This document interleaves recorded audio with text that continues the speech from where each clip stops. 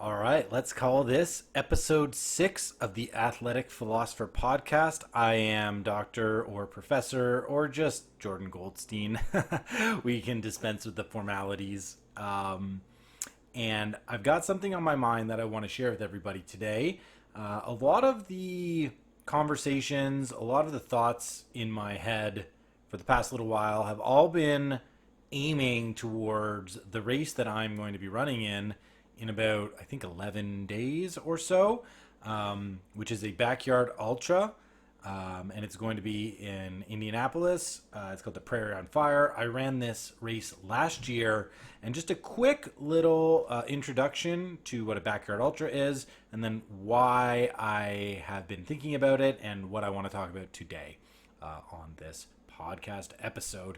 And I think this one is going to be really interesting when it comes to training and competing and getting yourself ready in a way that we'll say is a little bit unorthodox or unconventional, or not what you might hear from the standard fitness coach, but a little bit more to do with the mental approach and really, I would say, diving into what each athletic competition brings out of us, and therefore thinking about that as a way to inform our training. So, first off, backyard ultra. What the heck is that? It is a really neat racing format that was created by the same gentleman that created the Barkley Marathons, which is one of the hardest, if not the hardest, ultra marathon in the world. And for people who know a little bit about ultra running, it's this kind of mythical race, part adventure, part scavenger hunt, climbing. It's just a really interesting and exciting race. And it's one of the ones that sparked, I think, a lot of our interest in the world of ultra running and ultra marathoning. And if you want to know a little bit more about that race, there's an excellent documentary called The Race That Eats Its Own. Give you a little sense of what this guy's all about, that you can go check out. So definitely go and check that out. But the guy who created that race also created this backyard ultra format. And his idea was to be able to stage a race, a 100-mile race, in a small part, in a small sort of area of land, right? So you could effectively run a 100-mile race in somebody's backyard. And how this works is on the hour, every hour, you run a 4 1/6 mile loop. And if you do that 24 times, you get to 100 miles, therefore being able to run a 100-mile race in 24 hours. And that's the race I found myself in last year. And what's really intriguing about this race is it's a length to be determined, right? It's a last man standing race. So we go around as many times as we need until there's only one person left who goes around one final lap by themselves. So it's a very intriguing race format.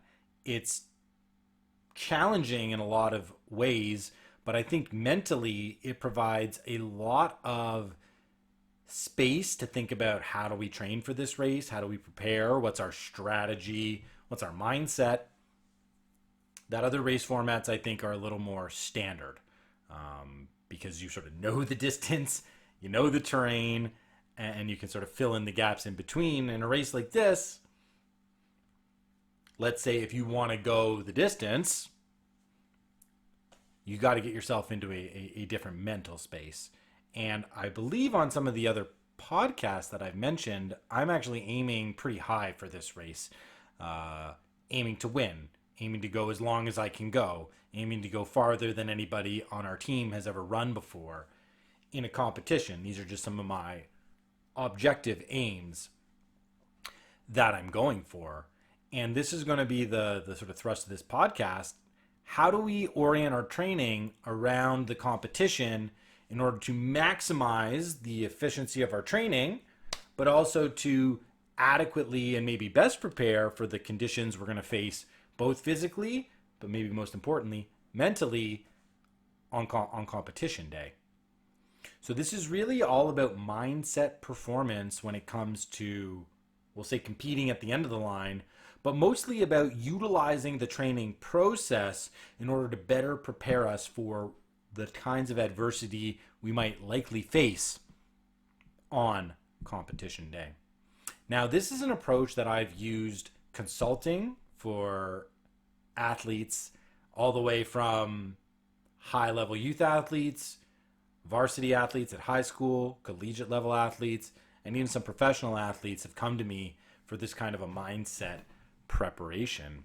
And it is philosophical in the sense it uses the sage wisdom of Aristotle in order to aim us properly at the training and competing process.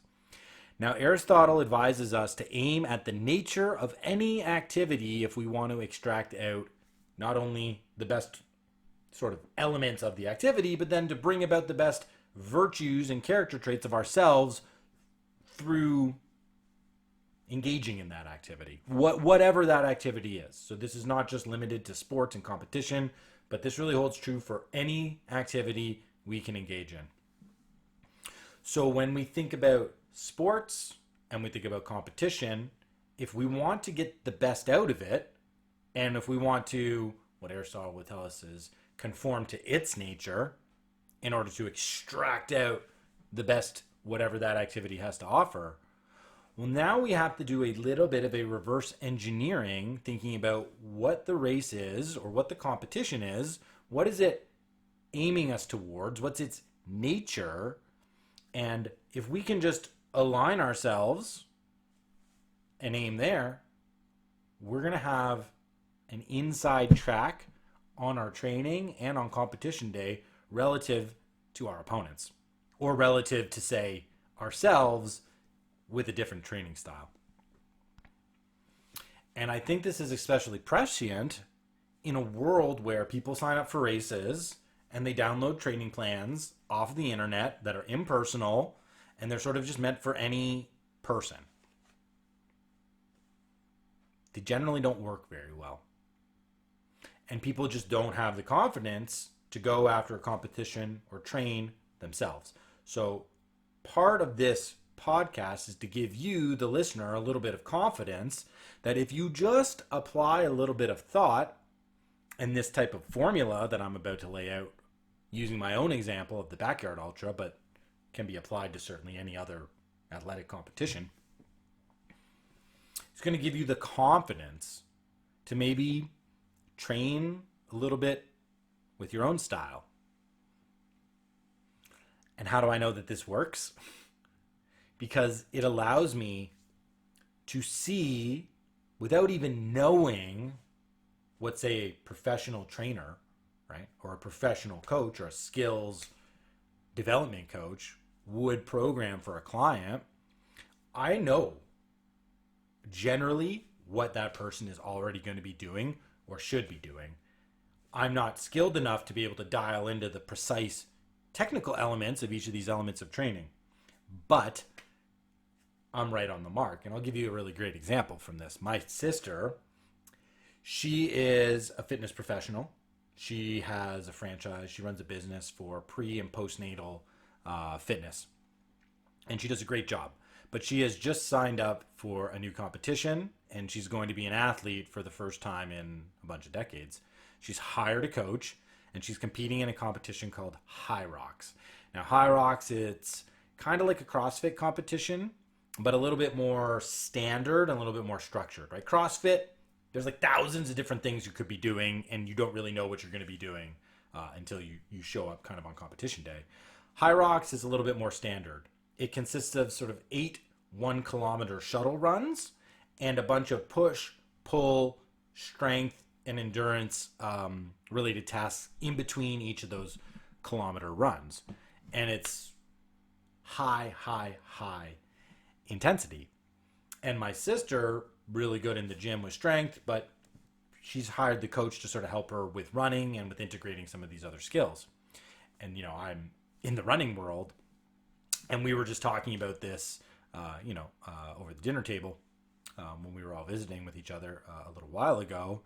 And, my mom turns to me and she asks, what would you advise as a running coach for her? And I said, well, realistically, any kind of running competition boils down to the same thing.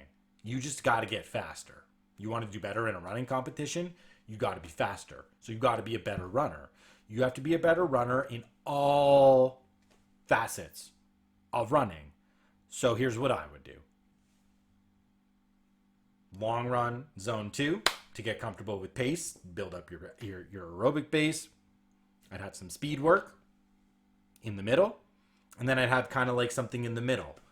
So if a long run is like an hour at a low pace, and speed work is maybe like 20 minutes of sprinting, I would throw in the middle, maybe like a 35-minute high anaerobic, where you're more in the zone 3, possibly even in zone 4. So pushing pace for a longer duration, but still not as long as those base building zone 2 sessions. And my sister says, do you know my plan? I said, no, but I don't need to because I know your competition. And the only thing that I would add on top of that is let's look at the specifics of your competition. So that's how you generally would prepare for any running competition. But each running competition is distance. Are we going for a long distance? Are we going for a short distance? Are we going for time? Are we going for endurance? Like, what are we trying to do with the running? And she's got to run fast 1 kilometers 8 times. So I said, in addition to this, I would only be running 8 kilometers and 1 kilometer. So if I'm going to be doing like that sort of like mid high aerobic, I'm going for 8 kilometers. I want to know what 8 kilometers feels like when I'm in zone 2. I want to know what 8 kilometers feels like when I'm in zone 4. I want to know what a fast kilometer feels like when I'm almost at zone 5, like the whole time. I want to know what it's like to just trot and jog or possibly even walk 1 kilometer. I want my body to have muscle memory on these distances and on the intensity that I need to cover them in particular amounts of time. That's what gives you confidence and experience covering the exact same distances that you're going to have to be doing it in the race. And then I also mentioned, this just sounds a lot like boxing. This just sounds a lot like mixed martial arts. So I'm looking to push my endurance and strength the way those athletes do it. So I said, get a jump rope and jump for an hour. That's what boxers do. That's how you're going to build up your base. That's how you're going to build up your coordination. So the method of training is about looking at my competition, extracting out the specific things that I'm going to need to be doing physically, plus the mental challenges that particular competition styles afford you. And in a high rocks competition, you're going to eat pain for an hour. You're going to be way up at the top for an hour.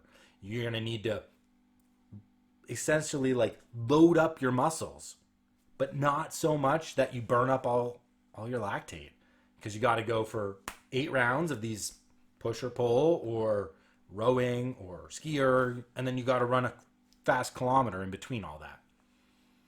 So you need to know what a kilometer feels like. You need to know what 8 kilometers feels like. You need to know what each one of those specific motions demands of you. And then you've got to get comfortable eating a high aerobic zone or even into that anaerobic zone for as long as possible. So that brings me to the backyard.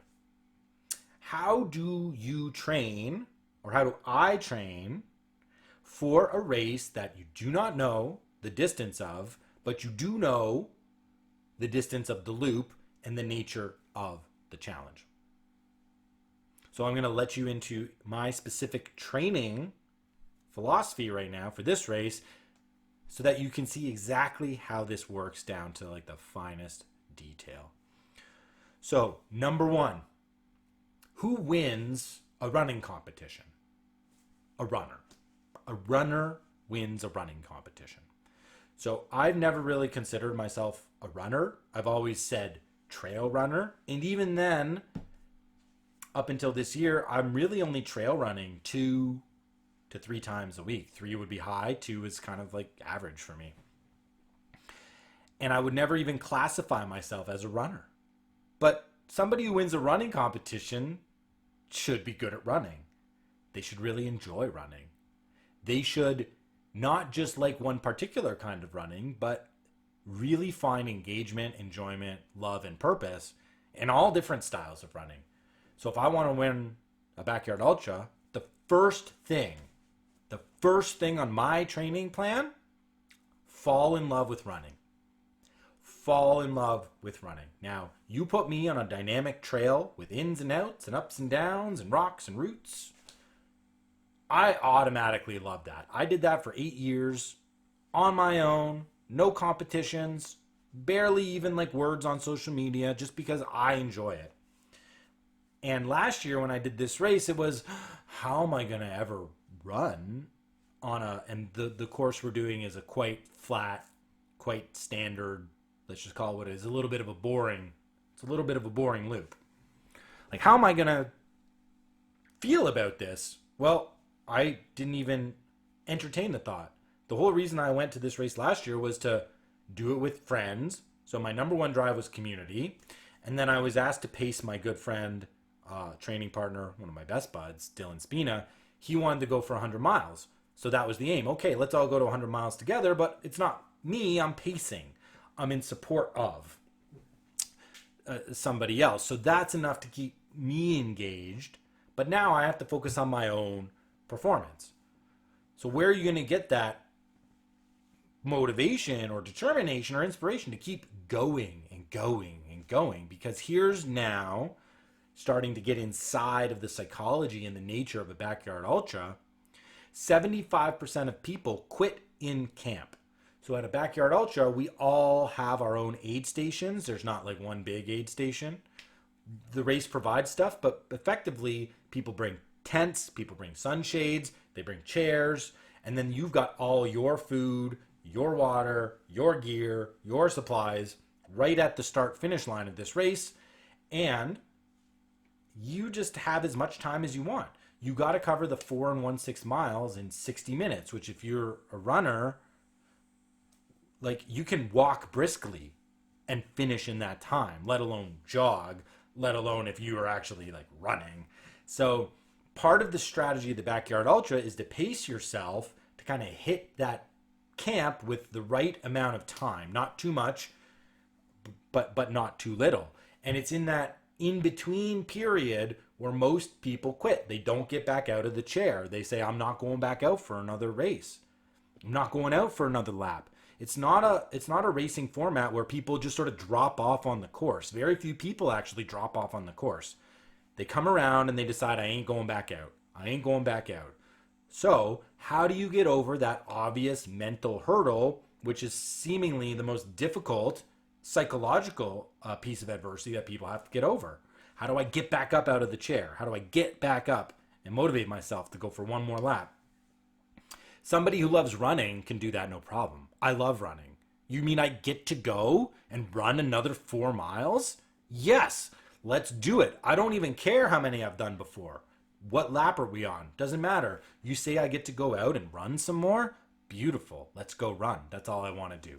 All I want to do is run. Is it on a night course? Is it on a trail? Is it on a gravel road? It didn't matter to me. Is it asphalt path? Whatever.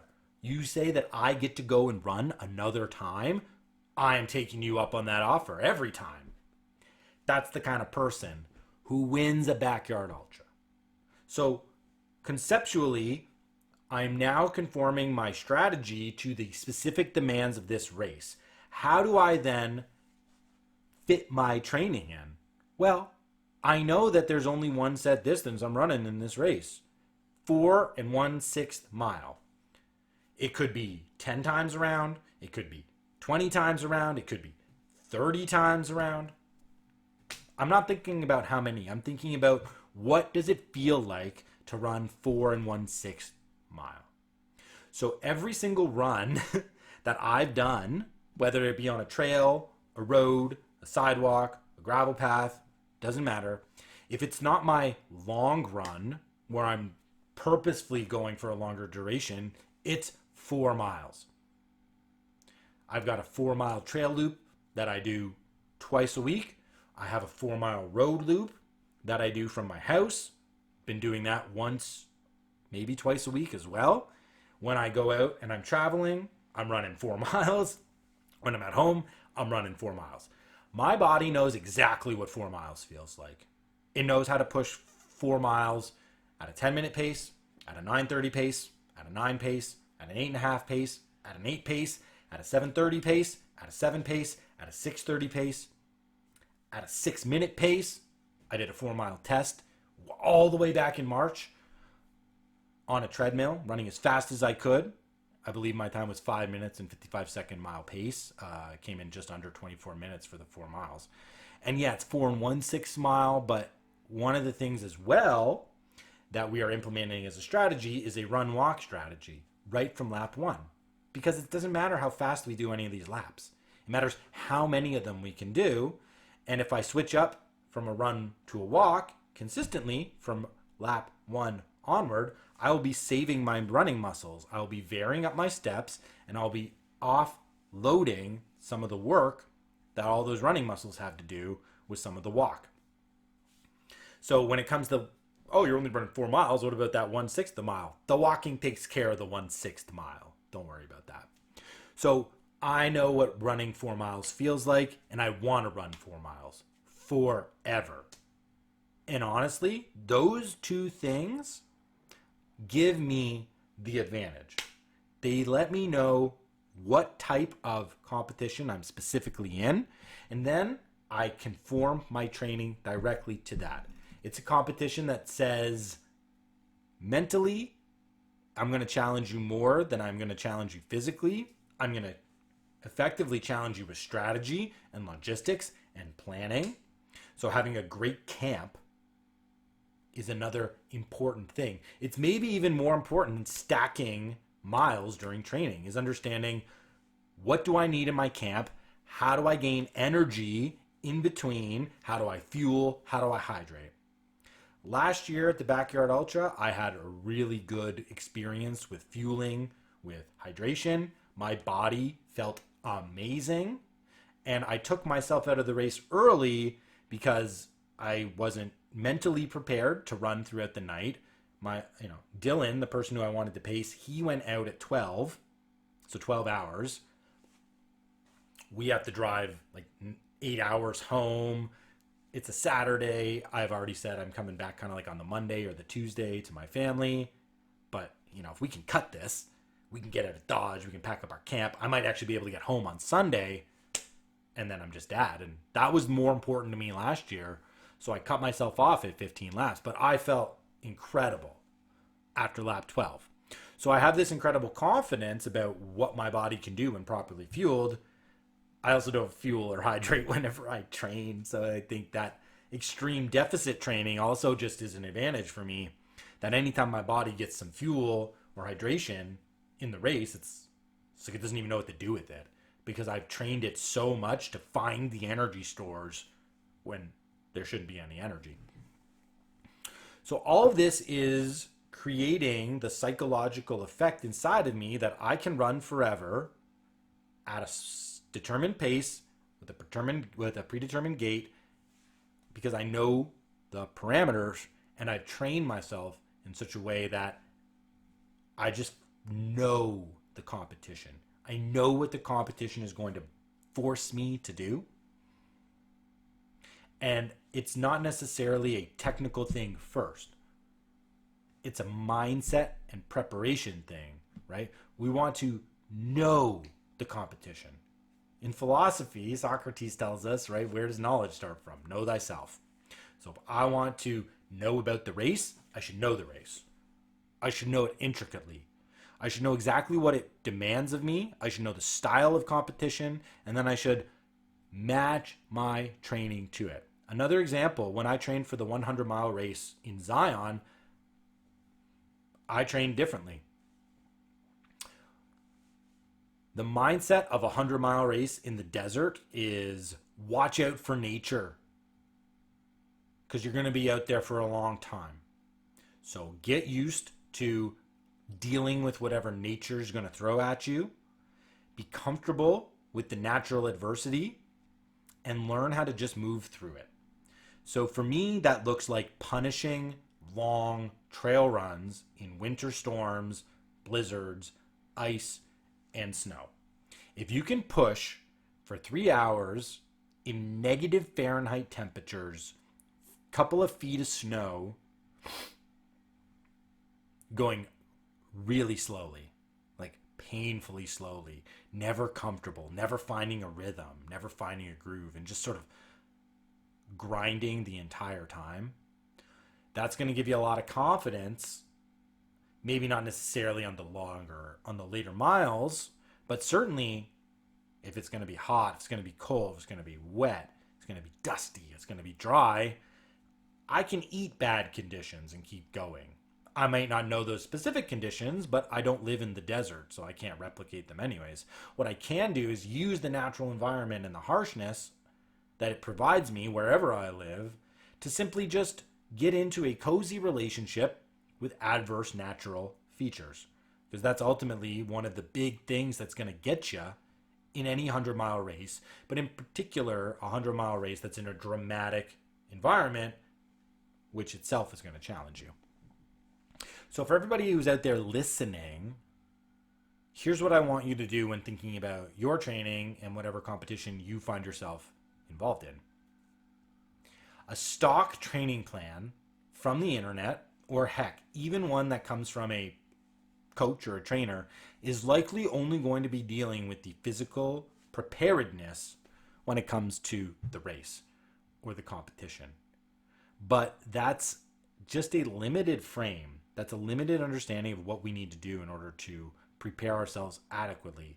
And I'm of the mind that if we can train in a way that makes us familiar with the competition in as many ways as possible, that's the kind of training I want. So clearly we're going to be doing the physical work. That's obvious. If you're training for any competition, you got to prepare. But if you just take a little bit of intention, a little bit of time, and think specifically about, hey, what is this race actually doing to me? What does this competition require of the people who do it? What does someone who excels at this type of competition, what's their mindset? How do they think about it? What do they train with? And then get creative, right? Get creative. I run 4-mile loops. I run 4 miles forever. Why? Because I want my body to know, even if I'm like half asleep, or maybe even like 99% asleep, which could be a possibility on a race format like this. I want it to know what 4 miles feels like so that I can gauge it and I can properly utilize whatever energy I have to cover it in the most effective way possible, because I've just trained on how to run 4 miles and my body knows what 4 miles is.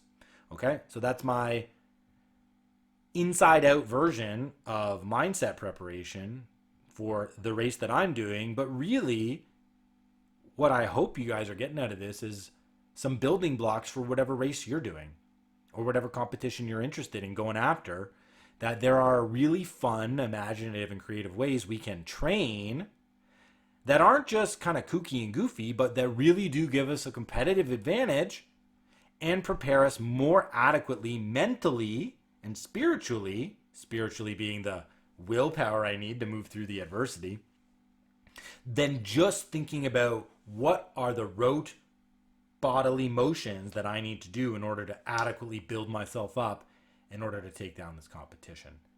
That's the beauty of thinking about these things and understanding body, mind, and spirit combined, and not only relying on the physical in order to prepare us for these athletic competitions, which at their deepest and at their nature